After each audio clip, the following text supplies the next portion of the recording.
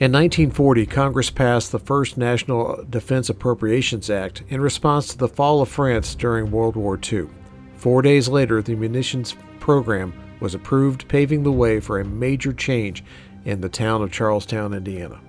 The facility would eventually consist of 10,665 acres, consisting of some 1,700 buildings, 84 miles of railroad track, 190 miles of roads, and 30 miles of fencing. At peak production, it would also employ over 27,000 people. The facility would be made up of the Indiana Ordnance Works Plant 1, Hoosier Ordnance Plant, and the Indiana Ordnance Works Plant 2. These plants provided smokeless powder manufacturing and packaging for specific artillery and eventually rocket propulsion.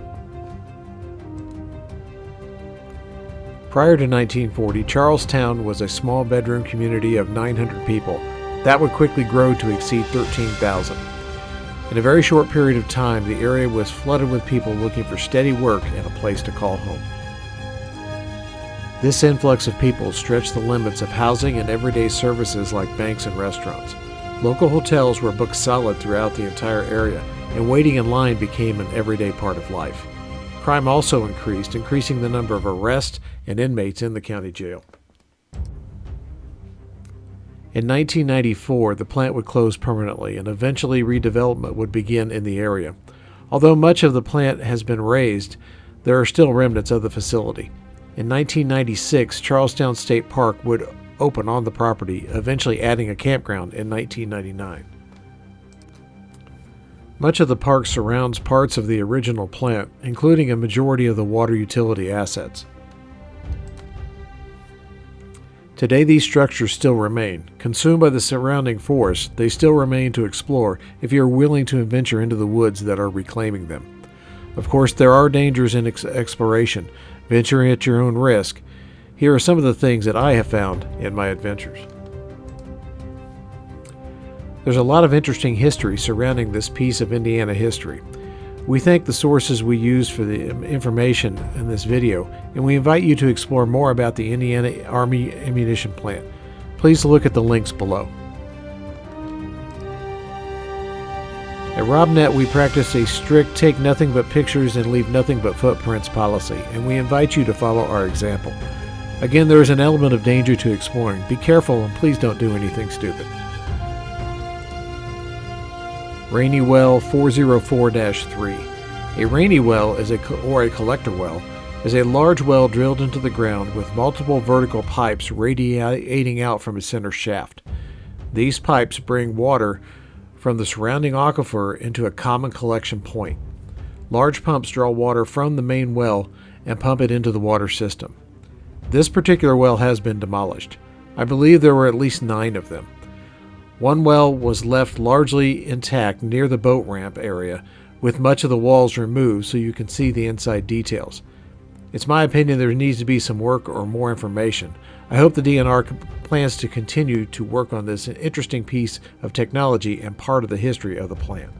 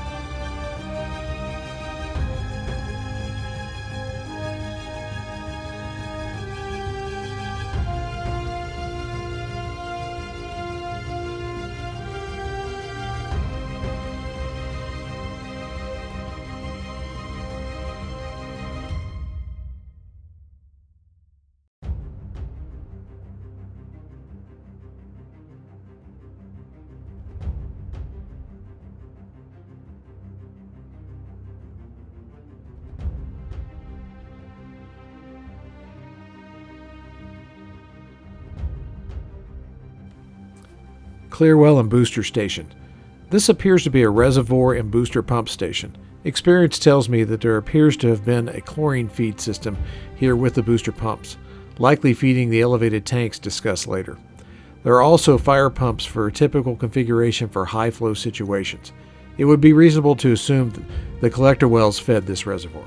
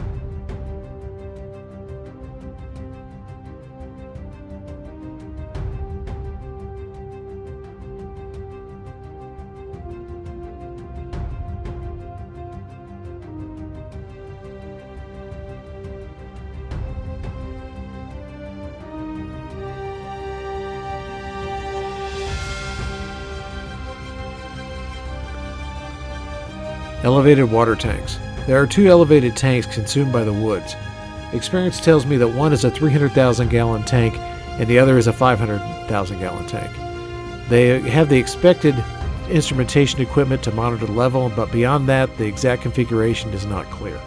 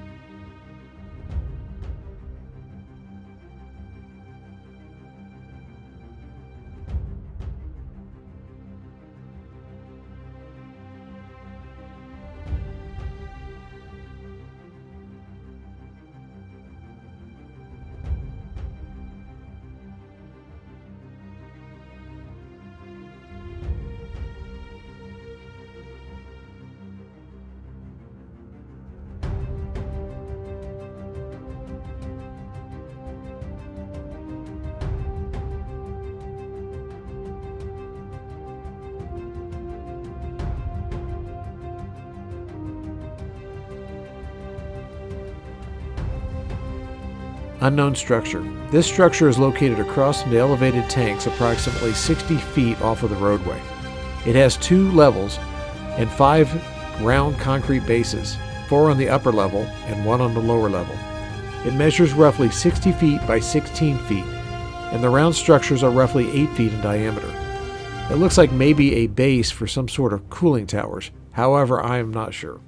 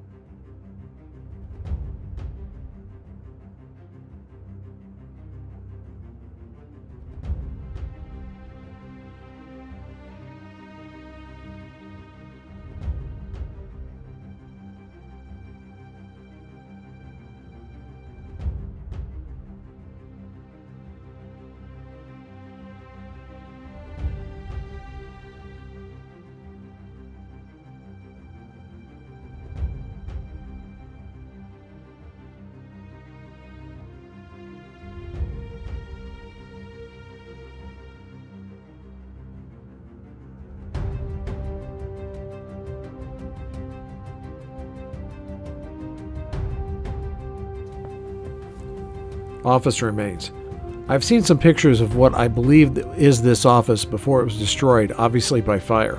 I believe it was an office for the well field, which is located south towards the river.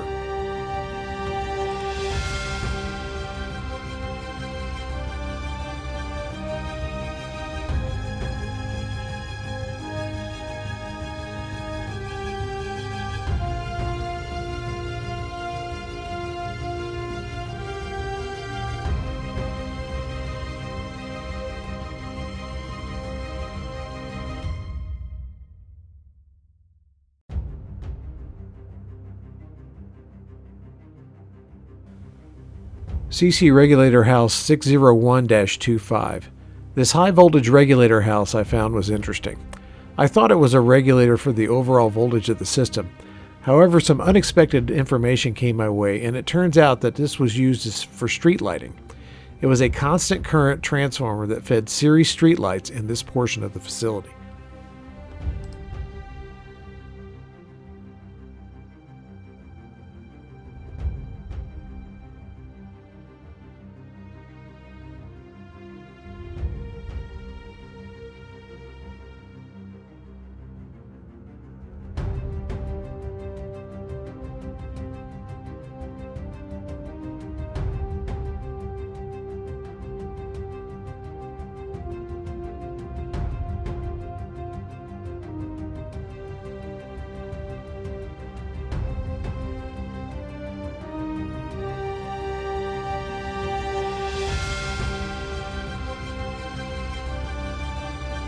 Concrete ruins. These structures are situated between the 1983 black powder plant and the Ohio River.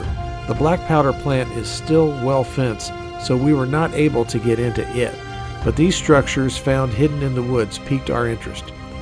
I think they are related to some sort of waste treatment, largely because there is a wastewater system near the newer plant, and this location is hydraulically situated to flow to the river. This is, however, a guess. Anyone with information about these facilities, please comment below.